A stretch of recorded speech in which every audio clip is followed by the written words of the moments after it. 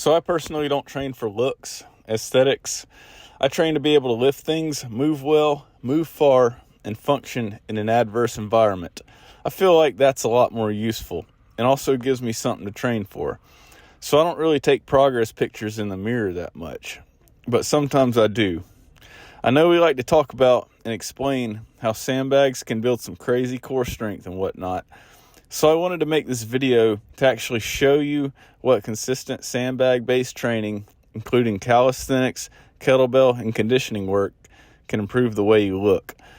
This is what you can do if you put the effort in, the consistency, and discipline in to get there. So this one was taken in August of 2023. By this point, I was getting out of CrossFit and going to complete sandbag-based training with my 80-pound sandbag. My training was based around mimicking barbell lifts and doing conditioning work afterwards. Also, as you can see, my diet wasn't really dialed in by this point. I was eating more protein bars and relying on that as a big source of my protein. And I was really just doing that out of convenience. There weren't very many whole food sources of protein in my diet at that time. So this photo was taken in June of 2024. By this point, I was training hard with my sandbag and doing high volume calisthenics. With the sandbag, I was doing shouldering, carrying, and squatting with accessory work on top of that. And this was right before I upgraded to a 250-pound Rogue Strongman sandbag.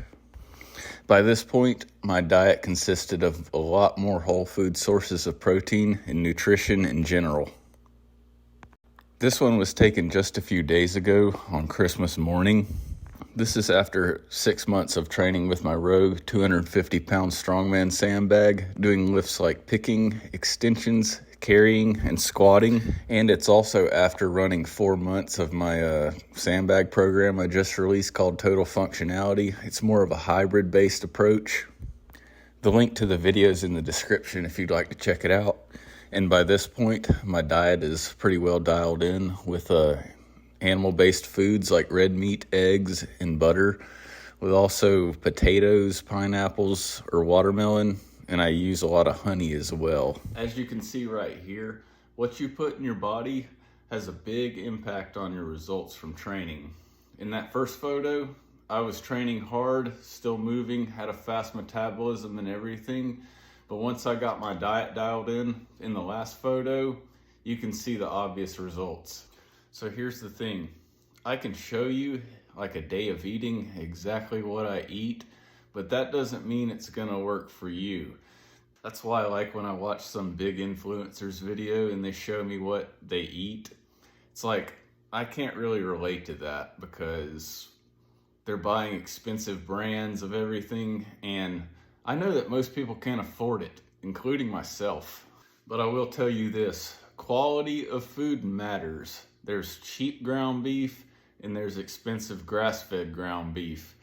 And based on experience, I've bought the cheap ground beef and I've bought the grass-fed ground beef, and it's like a night and day difference on how I feel, how I train, and how I recover. The same thing goes for eggs. You can buy regular eggs, the cheap eggs, or you can buy the pasture-raised eggs. The pasture-raised eggs are a lot more nutrient dense because the chickens are eating what they're supposed to eat rather than corn and soy. They're eating bugs, they're foraging for their food like they're designed to. And one thing I've learned is what the animal eats has a lot to do with the nutrient density of the meat or eggs or whatever they put out. Same goes for plants and vegetables as well. What kind of soil it's grown in has a lot to do with the nutrient density of the fruit, the vegetable, or whatever you're getting that's plant-based. So here's the thing. I know most people, including myself, are on a budget on what they can buy every 1 to 2 weeks. Yes, you can buy the cheaper food and buy more of it, but it's not going to be as nutrient dense and it's not going to be as satiating. I know this from experience and a lot of trial and error. If you buy the more quality food, you would have to buy less of it, but you don't need as much of it because it's a lot more nutrient dense and it's going to keep you satiated longer. So yes, it's definitely worth it to buy that grass-fed beef and those pasture-raised eggs. You just might be buying less of it. I do an animal-based diet because I have found that works the best for me due to 10 years of experimentation and trial and error.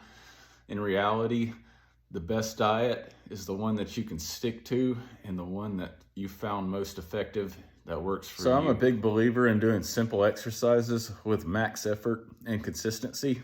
I feel that's all you need, but also there's nothing wrong with learning something hard and crazy because that can also lead to personal growth as well. Like I said, I wanted to make this video to show you how sandbags can transform your body and give a little bit of diet advice as well. That is a deep rabbit hole that I don't have time to go into for the video, but I could probably write a book on it because there's a lot of stuff you need to know about diet that I've learned over a long time of doing this. The thing is, you got to put the work in, you got to stay consistent, and always put max effort in. If you have any questions, anything to add, or you have the same experience, let me know in the comments. And thank you for being here.